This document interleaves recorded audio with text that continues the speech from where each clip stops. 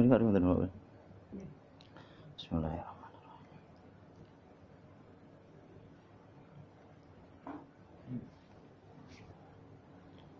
Assalamualaikum warahmatullahi wabarakatuh. Bismillahirrahmanirrahim. Assalatu wassalamu ala Rasulillah sayyidina Abdullah wa ala alihi washabihi wa wala. Amma ba'd. Yang kula hormati Romo Kiai Fahrur, yang kula hormati Ustaz Siddiq, Ustaz Taufik, Ustaz Fajar, dan sahabat-sahabat semua. Alhamdulillah hasil konfirmasi malam ini saged rawuh panjenenganipun Habib Abdurrahman Al-Mutahhar, yang rawuh Abah Fadli Sohib Kanjeng Sholawat, yang rawuh Abah Kasno Sohib Kuriban Baru, dan nyuwun tunggu pangestune mangke insyaallah barengan kalih tahlil perantan ibuipun Pak Agus, sahabat kita, dalam bersama-sama untuk mencari ridho Allah dan mahabbah Rasulullah Muhammad sallallahu alaihi wasallam. Tadi siang sowan ing ngarsa telepon Allah Subhanahu wa taala, muga-muga pinaringan husnul khatimah. Amin Allahumma amin. Insyaallah mangke tawipun Allah Subhanahu barokah saking Romo Kiai Fahrur. Monggo sami-sami salam kaliyan Rasulullah. Bismillah. Assalamualaikum ya Sayyidi ya Rasulullah. Assalamualaikum ya Sayyidi ya Habibullah. Assalamualaikum ya Sayyidi ya Nabi Allah. Kita rasakan kita sami sowan wonten Madinatul Munawwarah, wonten Qubbatul Khadra, ziarah wonten ngarsanipun Rasulullah Muhammad sallallahu alaihi wasallam. Ila hadratin Nabi Mustafa Muhammad sallallahu alaihi wasallam. Al-Fatihah. A'udzu billahi minasyaitonir rajim. Bismillahirrahmanirrahim. Alhamdulillahirabbil alamin arrahmanir rahim maliki yaumiddin. Iyyaka na'budu wa iyyaka nasta'in ihdinas siratal mustaqim. Siratal ladzina an'amta 'alaihim ghairil maghdubi 'alaihim waladdallin. Amin.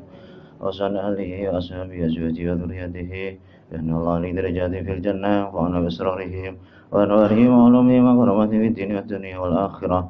Aj'alna min hizbihi yarzuqna muhabbatahum wa taghfirna min ladhihim asuna fi jumratihim. Al-Fatihah. A'udzu billahi minasy syaithanir rajim. Bismillahirrahmanirrahim. Alhamdulillahirabbil alamin arrahmanir rahim maliki yaumiddin. Iyyaka na'budu wa iyyaka nasta'in ihdinas siratal mustaqim. Siratal ladzina an'amta 'alaihim ghairil maghdubi 'alaihim waladdallin. Amin. Aila hadrati ikhwani min syaitan sayyidina sahabat wa tabi'in wa jami'il walatul qurabin khususan syaitan syaitan qadir jalina syafi'uddin an-naqsabandi wa jami'il syaitan asmadan fi asmat badawi wa syaitan ulama sufiyah wa sallallahu alaihi wasallam tabi'i wa sallallahu alaihi wasallam sejak para penjanji Syafi'i wa alam syaitan Ahmad Busyairi wa radhiyallahu anhum wa salihim wa furahim wa tabi'in alaihim ajma'in. Anna Allah yaghfir lahum wa yarhamhum wa yajli darajati fil jannah yanfa'una bi asrarihim wa anwarihim wa ulumihim wa karamatihim fid din wad dunya wal akhirati. Al-Fatihah. A'udzu billahi minasy syaithanir rajim. Bismillahirrahmanirrahim. Alhamdulillahi rabbil alamin arrahmanir rahim maliki yaumiddin. Iyyaka na'budu wa iyyaka nasta'in ihdinas siratal mustaqim siratal ladzina an'amta 'alaihim ghairil maghdubi 'alaihim waladdallin. Amin.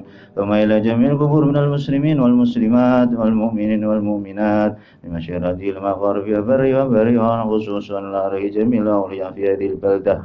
Ana khususan la ri wali sama wa khususan la ri sunan kursi wa sunan ampel sunan giri wa sunan guna sunan derajat sunan la ri sunan mulia sunan kudus wa sunan la ri sunan dijaga sunan la ri sunan gunung jati wa sunan sultan fatah wa sunan hadi wijaya wa khususan la rohi pangeran Gunawa wa khususan la ri warga sallallahu alaihi wasallam semariwan dan daerah mriki.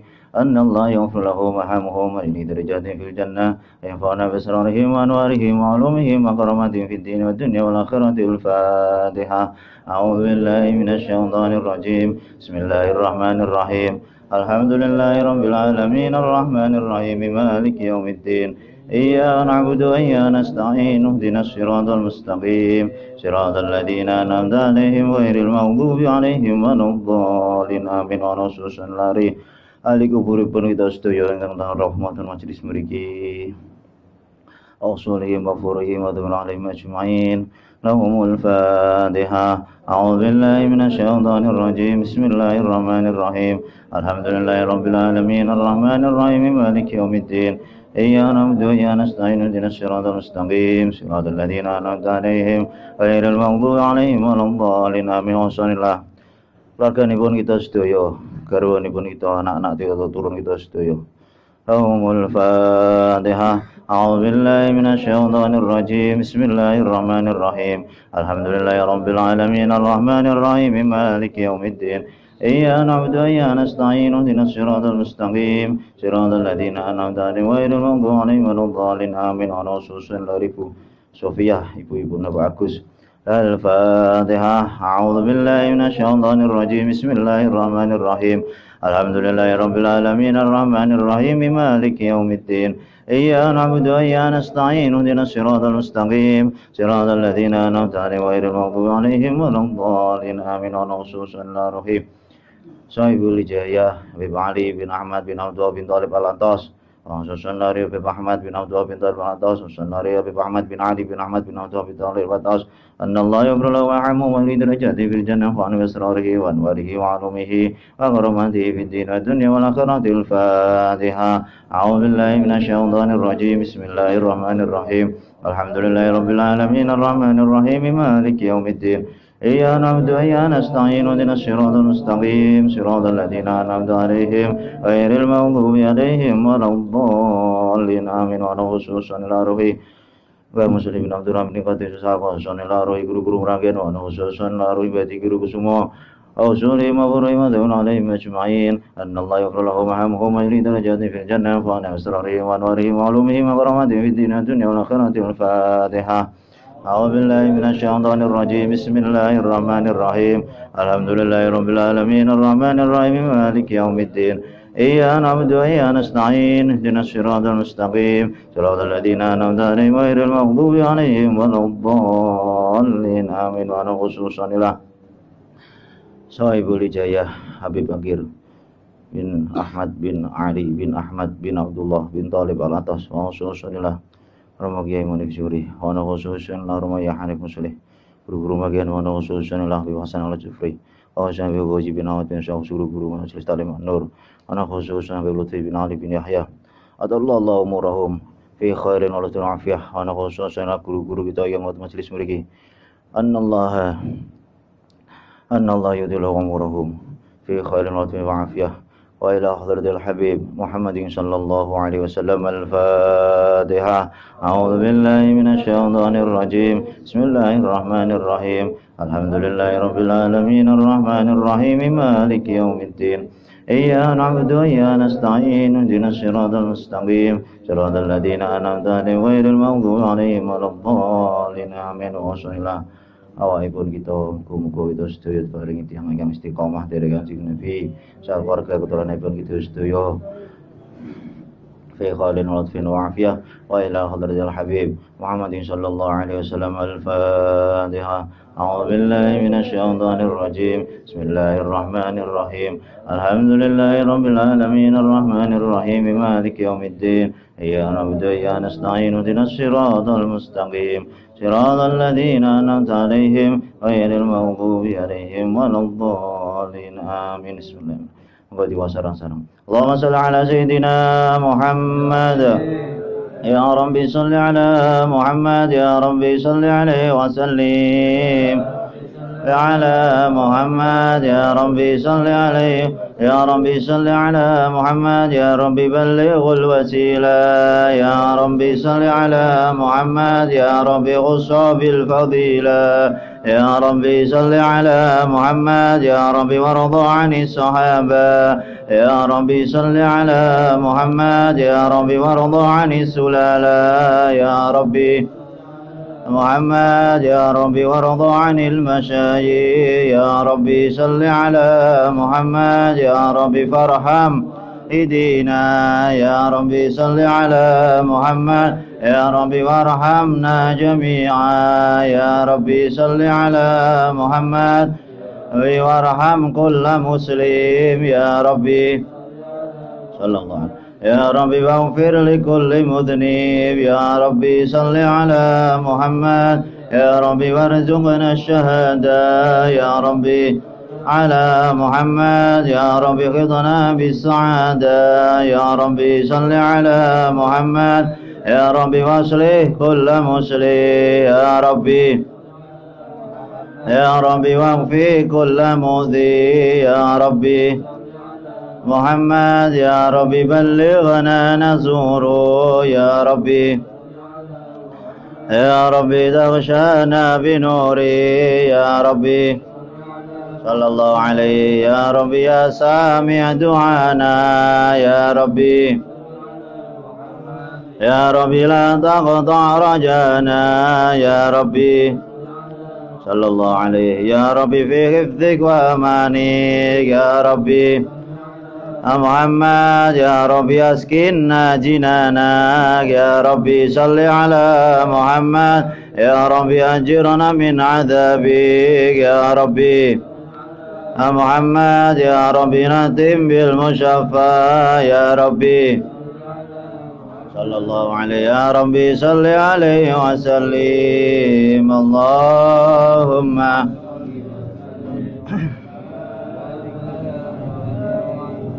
بسم الله الرحمن الرحيم إنا فتحنا لك فتحا مبينا ليغفر لك الله ما تقدم من ذنبك وما تأخر ويتم نعمته عليك ويهديك صراطا مستقيما وينصرك الله نصرا عزيزا لقد جاءكم رسول من أنفسكم عزيز عليه ما عنتم حريص عليكم بالمؤمنين رؤوف رحيم إن الله وملائكته يصلون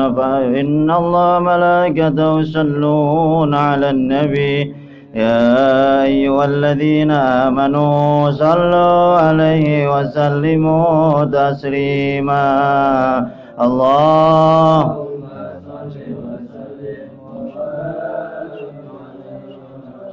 بسم الله الرحمن الرحيم الحمد لله القوي الغالب أوئد الطالب الباعث المانع الوارث السالم عالم الكائن والبين والزائل والذاهب يسبح الآفل والمائل والطالب والغارب ويوعد النادي والصامد والجامد والذائب يضرب بفضل الساكن ويسكن بفضله الضارب لا إله إلا الله حكيم أضرب بحكمه والعجائب في تركيب هذه القوالب خلق مخا وعظما وعضدا وعروقا ولحما وجلدا وشعر بنظم مؤترف متراكب مما يندفق يخرج من بين الصلب والترائب لا إله إلا الله لا إله إلا الله كريم بسط لخلقه بساط كرمه والمواهب ينزل في كل ليلة إلى سماء الدنيا وينادي هل من مستغفر هل من تائب هل من طالب حاجة فأغني له المطالب ولا رأيت الخدام قياما على الأقدام قد جاد في الدموع السواكب والقوم بين النادم والتائب وخائف لنفسه يعاتب وآبق من الذنوب إليه هارب فلا يزالون في الاستغفار حتى يكف كف النهار ذيول الغياهب فيعودون وقد فاجوا بالمطلوب وأدركوا رضا المحبوب ولم يعد أحد من القوم وهو خائب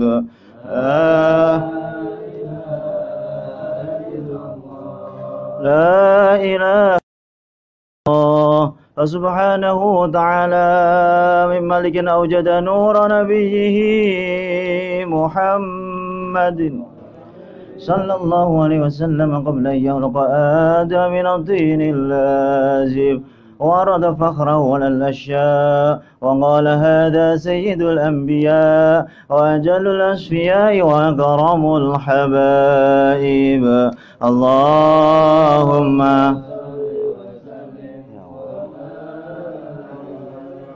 إله وآدم قال آدم به أنيله على المراتب قيل هو نوح قال نوح به ينجو من الغرق ويهلك من خالفه من الأهل والأقارب قال هو إبراهيم قال إبراهيم به تقوم حجته على عباد الأصنام والكواكب قيل هو موسى قال موسى أخوه ولكن هذا حبيب وموسى كريم ومخاطب قيل هو عيسى قال عيسى يبشر به وهو بين يدي نبوته كالحاجب قيل فمن هذا الحبيب الكريم الذي ألبسته حلة الوقار وتوجهته بديجان المهابة والافتخار ونشرت على رأسه العصائب قال ونبي استخرته من لؤي بن غالب يموت أبوه وأمه وينفله عمه الشقيق أبو طالب الله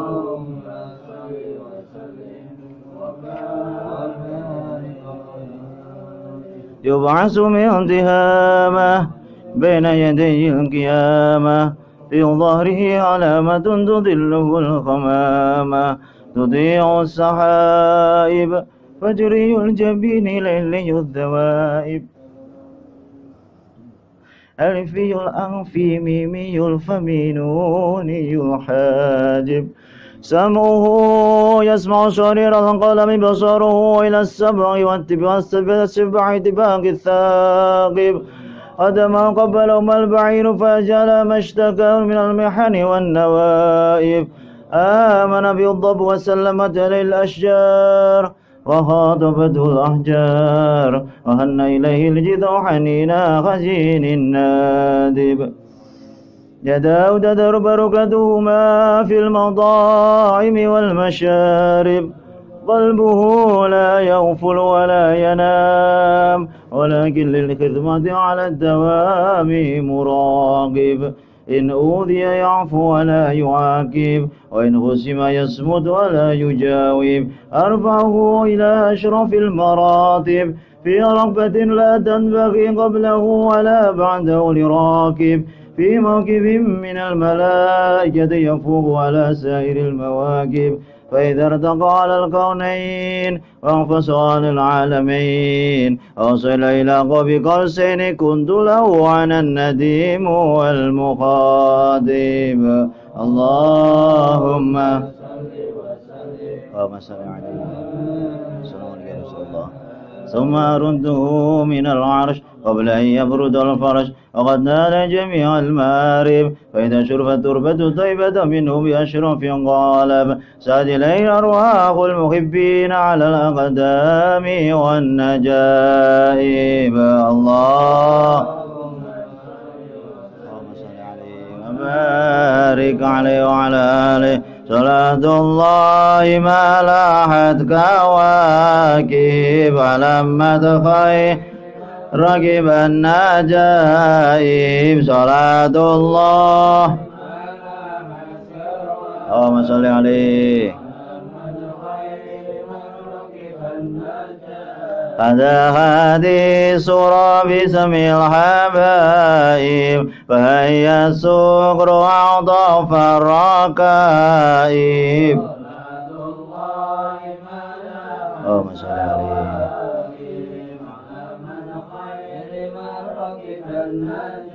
ألم ترها وقد مدت خضاها وسلت من مدامعها سحائب صلاة الله قد يجوزون صلاة الشهادة دربا كما إلا فإن قدر بخوف كاذب أمامك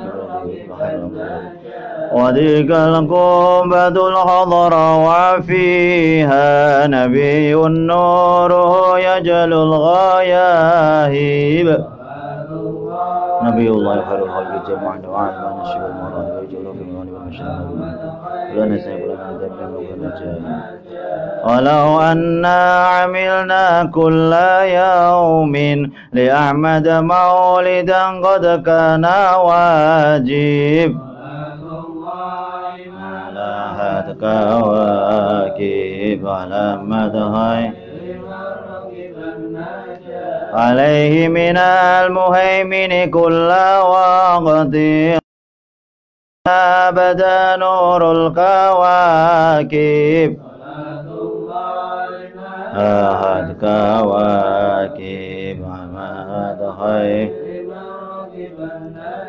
ضوم الآل والأصحاب ضرا جميعهم وعذرته الأطايب صلاة الله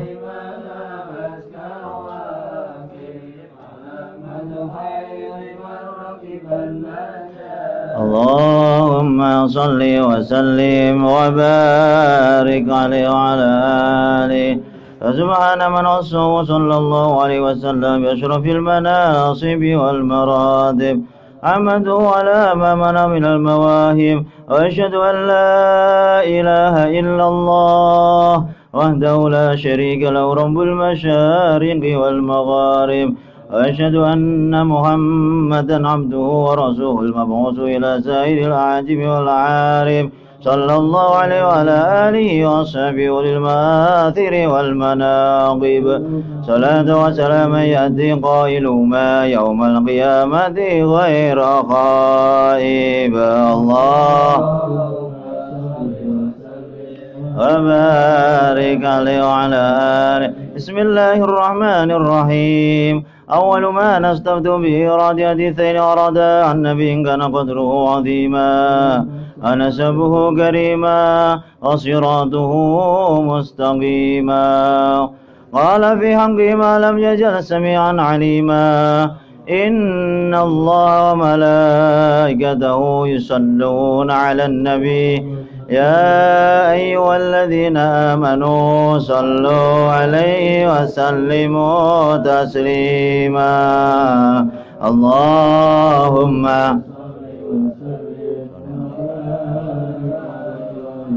الحديث الأول عن بحر العلم الدافق ولسان القرآن الناطق أو أحد علماء الناس سيدنا عبد الله بن سيدنا العباس الرسول الله صلى الله عليه وسلم أنه قال إن قريشا كانت نورا بين يدي الله عز وجل قبل أن يخلق آدم ب1000 عام يسبح الله تعالى ذلك النور تسبح الملائكة بتسبيحه فلما خلق الله آدم أودى ذلك النور في دينته قال صلى الله عليه وسلم فأنبتني الله إلى الأرض في حضور آدم عليه السلام وحملني في السفينة في سلب نوح وجعلني في سلب الخليل إبراهيم عليه السلام حين قذف به في النار ولم يزل الله عز وجل ينقلني من الأصناف الطاهرة إلى رحم الزكية الفاخرة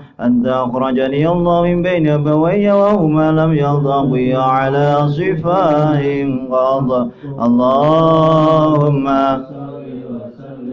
وبارك عليه وعلى آله الحديث الثاني عن عطاء بن يسار عن كعب بن الأحبار قال علمني أبي التوراة إلا سفرا واحدا كان يختمه ويدخله الصندوق فلما مات أبي فتحته فإذا في نبي يخرج آخر الزمان مولده بمكة وهجرته بالمدينة وسلطانه بالشام يقص شعره ويتجر على وسطه يكون خير الأنبياء وأمته خير الأمم يكبرون الله تعالى على كل شرف يصفون في الصلاة كصفوف في القتال قلوبهم مصافهم يحمدون الله تعالى على كل شدة ورخاء ثلثي يدخلون الجنة بغير حساب وثلث يأتون بذنوبهم وخطاياهم فيغفر لهم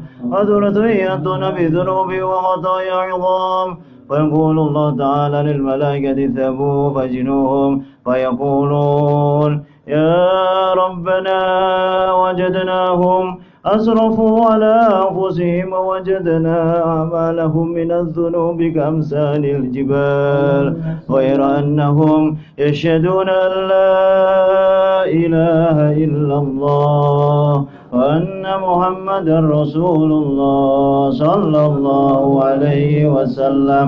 أشهد أن لا إله إلا الله وأشهد أن محمدا رسول الله. أشهد أن لا إله إلا الله وأشهد أن محمدا رسول الله. أشهد أن لا إله إلا الله وأشهد أن محمدا رسول الله. اللهم صل وسلم وبارك عليه وعلى آله. ويبقى حق عزتي وجلالي نجعت من أخرجني بشهادتك من كذب بي. أدخلوهم الجنة برحمتي يا عز جواهر العقول ويا خلاصة إكسير سر الوجود.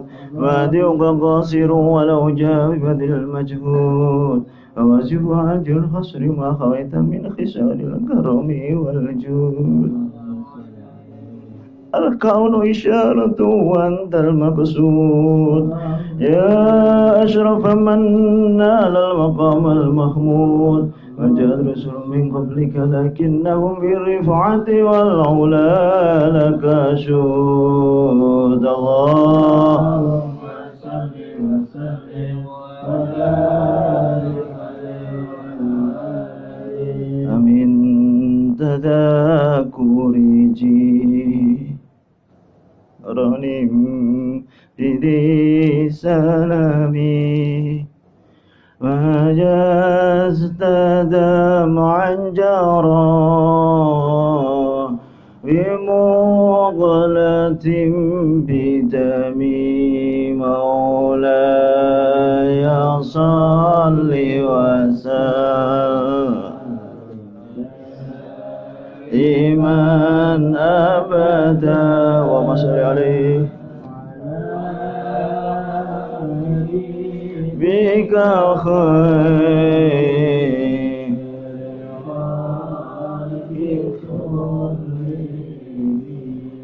يا أكرم خلق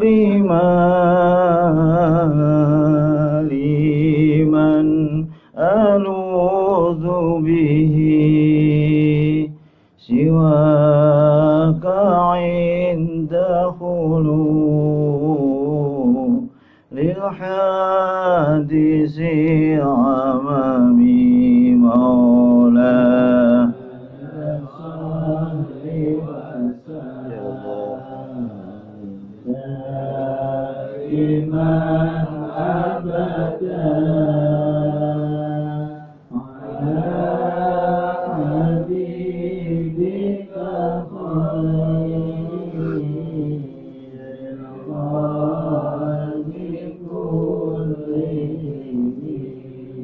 أنظروا قلوبكم يا معشر ذوي الألباب حتى أجر لكم عروي السمعان أجل الأحباب المعصوم بأشرف الألقاب الراقي إلى حضرة الملك الوهاب حتى نظر إلى جماله بلا ستر ولا حجاب.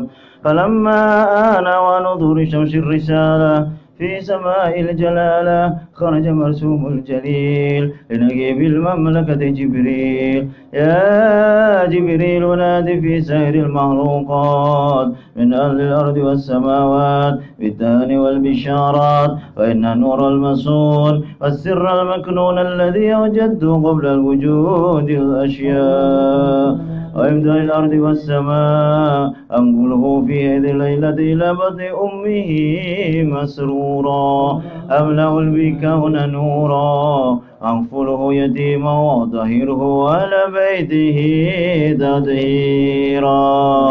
الله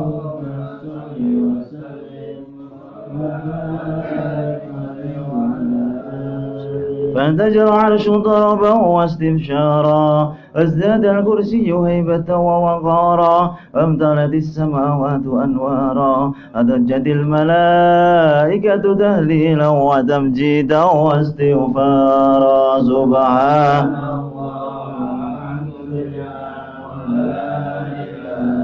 illallah, Allahu akbar, subhanallah, walhamdulillah, la illallah, Allahu akbar, subhanallah, walhamdulillah, wa la ilaha illallah, Allahu akbar, subhanallah, alhamdulillah, wa la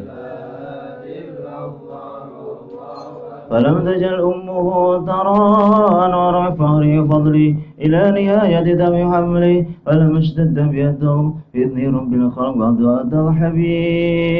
وضعت الحبيب صلى الله عليه وسلم ساجدا شاكرا حامدا كأن البدر في تمامه صلى الله على محمد صلى الله عليه وسلم صلى الله على محمد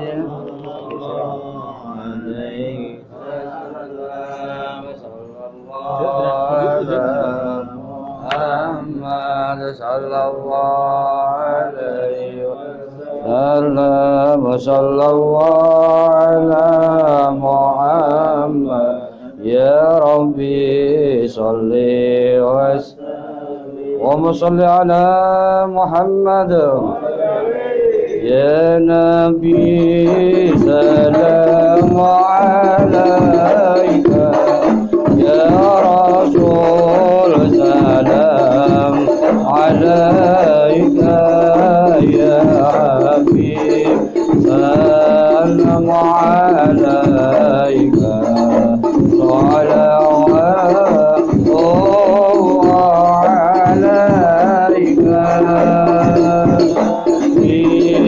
سلام عليك يا رسول سلام عليك يا حبيب سلام عليك صلوات الله بك شرق البدر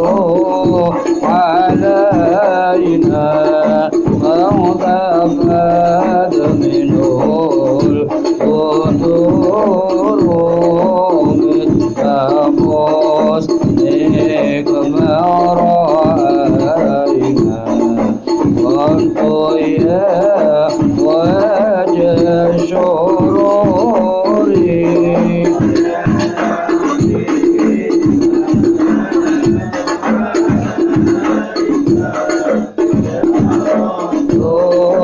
سلام عليك يا حبيب سلام عليك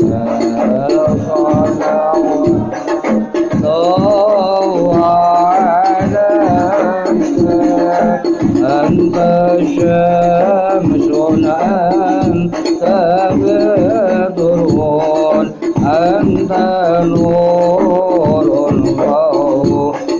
نوري أنت إكسير وغالي أنت مصباح صدوري سلام عليك يا رسول سلام عليك يا حبيب عليك صلوات الله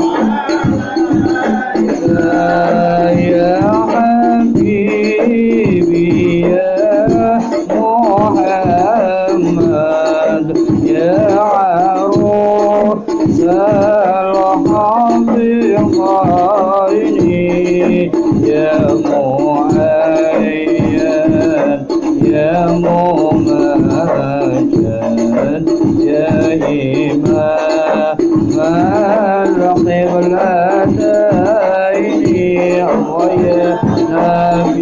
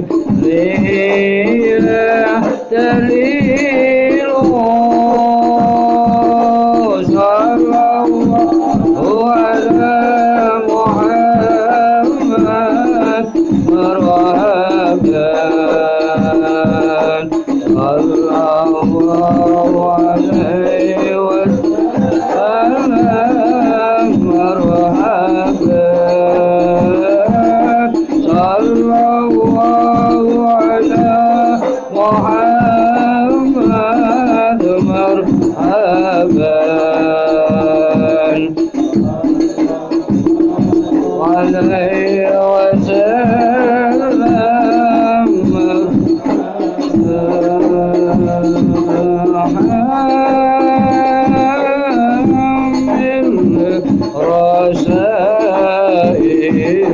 رسائل أيها الشوق الجزيل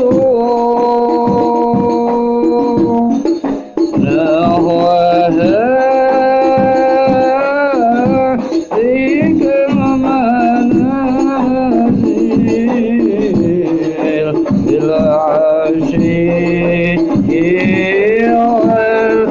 والبكور صلى الله على محمد مرحبا صلى الله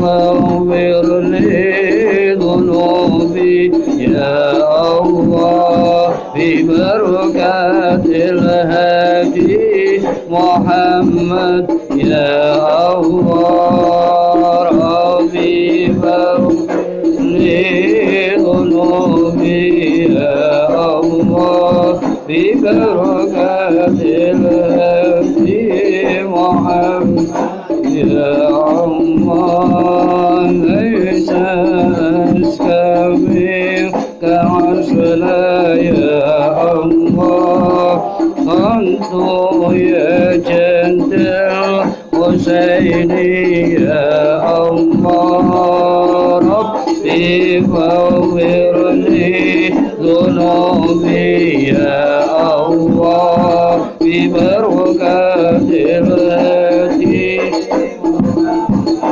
يا الله فعليك الله صلى يا الله دائما طول دهوري يا الله بغفر لي ذنوبي يا الله ببركة الهادي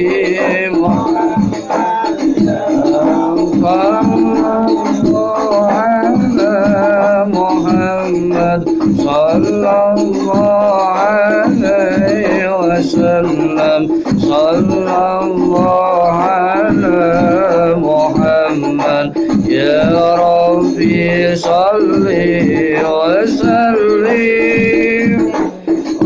على محمد صلى الله عليه وسلم صلى الله على محمد يا ربي صل وسلم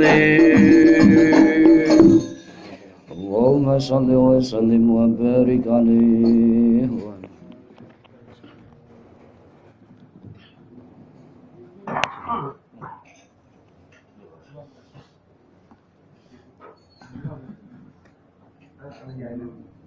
Goodbye.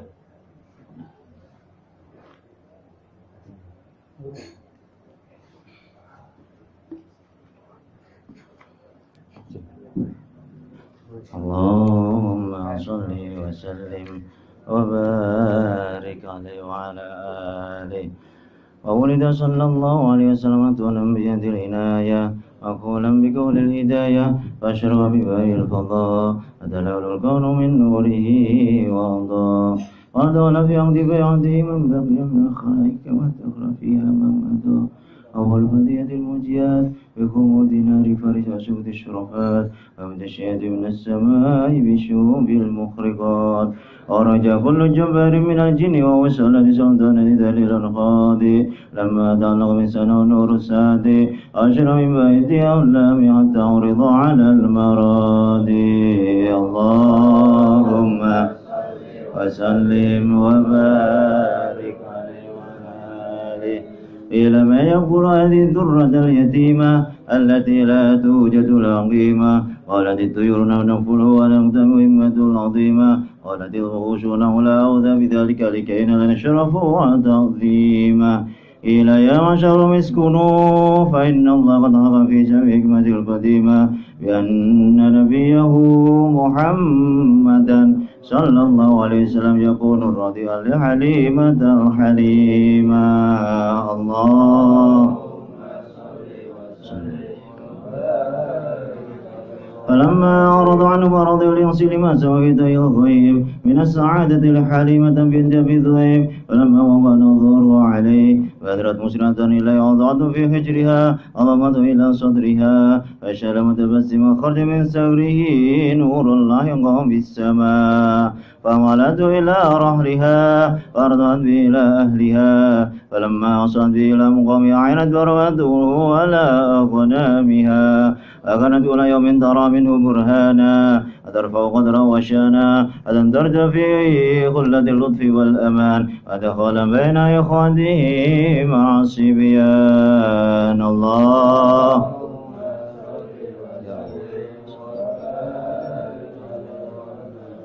فبينما الحبيب صلى الله عليه وسلم ذات يوم عين الأوطان إذ أقبل عليه 3 نفر كأنه جم الشمس والقمر فانطلق الصبيان هربا. وقف النبي صلى الله عليه وسلم متعجبا وأجاه على الأرض إججاعا خفيفا أشقوا بطنه شقا لطيفا ثم أخرجوا قلب السيد ولد أدنان وشرقوا بسكين الإكسان فنجوا من هذا الشيطان فملأوه بالحلم والعلم واليقين والرضوان وعادوا إلى مكانه. وقام الحبيب صلى الله عليه وسلم سويا كما كان. الله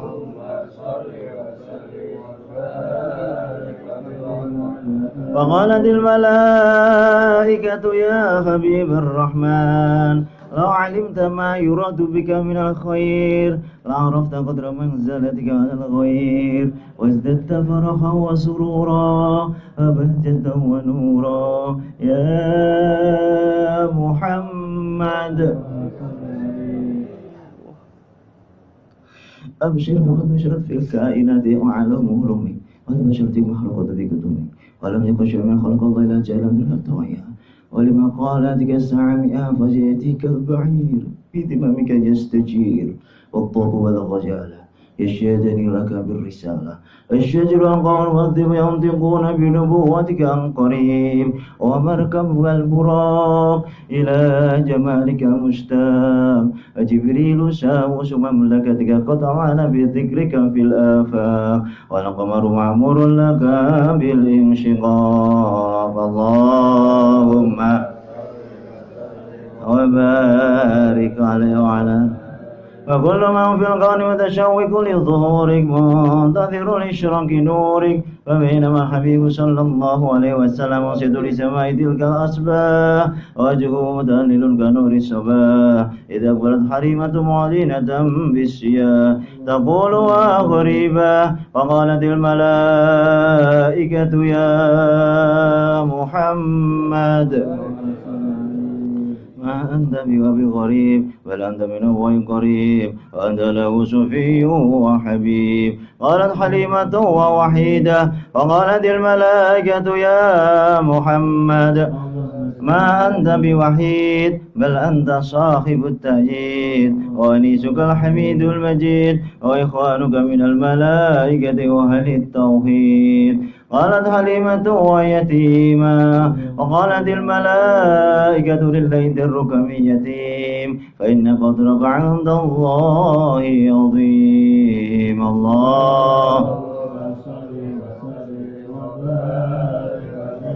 فلما رأت حليمة سالما من الأهوال رجت به مسرورة إلى الأضلال ثم قصت خبر على بعض الكهان وعاد حليمة من أمره وما كان فقال له الكاهن يا ابن زمزم والمقام والركن والبيت الحرام أفي اليقظة رأيت هذا أم في المنام؟ فقال باب الحرمة الملك العلام شهدتك قبل أشك في ذلك والأوضام. فقال الكاهن أبشر أيها الغلام فأنت صيب الأعلام ونبوتك أنبياء كفل وختام. عليك ينزل جبريل وعلى بسد القصود سيخاطبك الجليل. بعد الذي ينصر ما غاية من التفضيل وعن بعد يصم عنك أقصر لسان المادح المديل. الله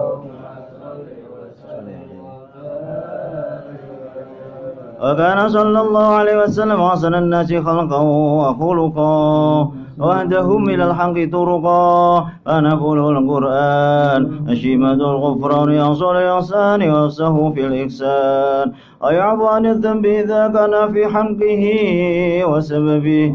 فإذا ضيع حق الله لم يقم أحد لغضبه من رآه بديهة هابه وإذا دعاه المسكين وجابه. يقول حقا ولو كان مرا ولا يظلم المسلم غشا ولا ضرا. من نظر في وجهه علم أنه ليس بوجه كذاب. وكان صلى الله عليه وسلم ليس بغماء ولا أياب. إذا سر فكأن وجهه قطعة قمر وإذا كلم الناس فكأنما يجلون من كلامه أخلى الثمر. وإذا تبسم عن مثل حنف الخمام. وإذا تكلم فكأنما در يسكت من ذلك الكلام. وإذا تحدث فكأن المسك يخرج من فيه. وإذا مر بطريق عرف من طيبه أنه قد مر فيه. وإذا جلس في مسجد باقي يطيبه فيه أيامه وإن تغيب أو يوجد من أحسن طيب وإن لم يكن متطيب. وإذا مشى بين أصحابه فكان القمر بين النجم الزور.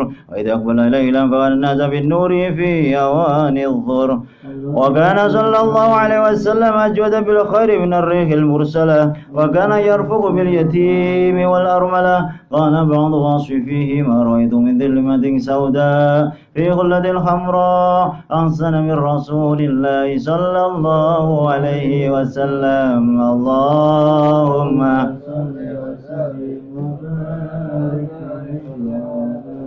وقيل لبعضهم كأن وجهه وقال بل أضاء من القمر إذا لم يكن دون الغمام قد مشي الرجال وانتهى إليه الكمال. قال بعض واصفي ما رأيت قبله ولا بعده مثله أي جسن البري إذا أراد أن يوصي فضله. فسبحان من خصه صلى الله عليه وسلم بالمحل الأسنى أسرى به إلى قاب قوسين أو أدناه وأيده بالمعجزات التي لا توصى وفى بشيء كمال ما يجل واستقصى. وأعطوا خمسا لا يعطيهن أحدا قبله وأتوا جميع الكمين فرجوا أحدهم فضله. وكان له في كل مقام عنده مقال ولكل كمال منه كمال لا يخور في سؤال ولا جواب ولا يجور لسانه إلا في صواب. اللهم صل وسلم وبارك عليه وعلى آله. وما عسى يقال فيما هو شفاء القرآن وربع فضائل التوراة والإنجيل والزبور والفرقان. وجمع الله له بين رؤيته وكلامه وقرن اسمه واسمه سمي تلبيا على علو مقامه وجعله رحمة للعالمين ونورا وملأ بمولده القلوب سرورا. اللهم صل وسلم وبارك عليه وعلى آله. يا بدرة من حج كل كمالي ماذا يعبر عن علاك مقالي. أنت الذي أشرقت في أفق الأولى فمخذ بالأنوار كل الضلال. أبك استنار الكون يعلم الهدى بالنور والإنعام والإفضال. صلى عليك الله ربي دائما أبدا مع الإبكار والآصال وعلى جميع الآل والأصحاب من قد خصهم رب العلا بكمالي. اللهم وسلم وبارك عليه وعلى آله. Alhamdulillah sampun rawuh panjenenganipun Habib Abdurrahman kula suwun barokah pun maulid semoga.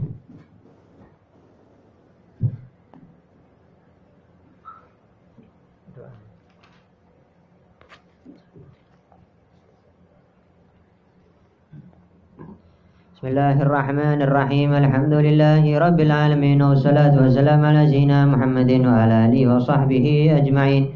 جعلنا الله وإياكم ممن يستوجب شفاعته ويرجو من الله رحمته ورافته. اللهم بحرمة هذا النبي الكريم وآله وصحبه سالكين على منهجه القويم جعلنا من خيار أمته واسترنا بذيل حرمته واحشرنا غدا في زمرته واستعمل ألسنتنا في مدحه ونصرته وأحينا متمسكين بسنته وطاعته وأمتنا اللهم على حبه وجماعته. اللهم ادخلنا معه الجنة فإنه أول من يدخلها وأنزلنا معه في قصورها فإنه أول من ينزلها وارحمنا يوم يشفع للخلائق فترحمها. اللهم ارزقنا زيارته في كل سنة ولا تجعلنا من الغافلين عنه قدر سنة. اللهم لا تجعل في مجلسنا هذا أحدا إلا غسلت بماء التوبة ذنوبه وسترت برداء المغفرة غيوبه. اللهم إنه كان معنا في السنة الماضية إخوان منعهم القضاء عن الوصول إلى مثلها فلا تحرموا من ثواب هذه الليلة وفضلها. اللهم ارحمنا إذا سرنا من أصحاب الكفر ووفقنا لعمل صالحين يبقى سناه على ممر الدهور. اللهم اجعلنا لآلائك ذاكرين ولنعمائك شاكرين واليوم لقائك من ذاكر وأحينا بطاعتك مشغولين. وإذا توفيتنا فتوفنا غير مفتون ولا مخذولين واختم لنا منك بخير أجمعين. اللهم اكفنا شر الظالمين واجعلنا من فتنة هذه الدنيا سالمين. اللهم اجعل هذا الرسول الكريم لنا شفيعا وارزقنا به يوم القيامة مقاما رفيعا. اللهم اسقنا من حوض نبيك محمد صلى الله عليه وسلم شربة هنية لا ندمع بعدها أبدا واحشرنا تحت لوائه غدا واغفر اللهم بجاهه لنا ولوالدينا ولمشايخنا والمعلمين وذي الحقوق علينا ولمن أجرى هذا الخير في هذه الساعة لجميع المؤمنين والمؤمنات والمسلمين والمسلمات إنك قريب مجيب الدعوة وغافر الذنوب والخطيئة يا أرحم الراحمين. وصلى الله على سيدنا محمد وآله وصحبه وسلم. سبحان ربك رب العزة عما يصفون وسلام على المرسلين والحمد لله رب العالمين. وإلى حضرة النبي محمد صلى الله عليه وسلم الفاتحة.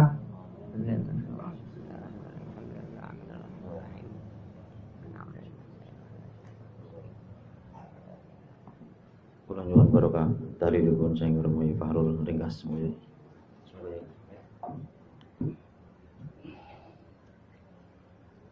إلى حضرة النبي المصطفى محمد صلى الله عليه وسلم وآله وأولاده أجمعين.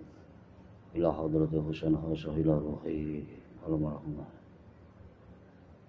شيء لا لهم الفاتحة. أعوذ بالله من الشيطان الرجيم. الحمد لله رب العالمين الرحمن الرحيم مالك يوم الدين إياك نعبد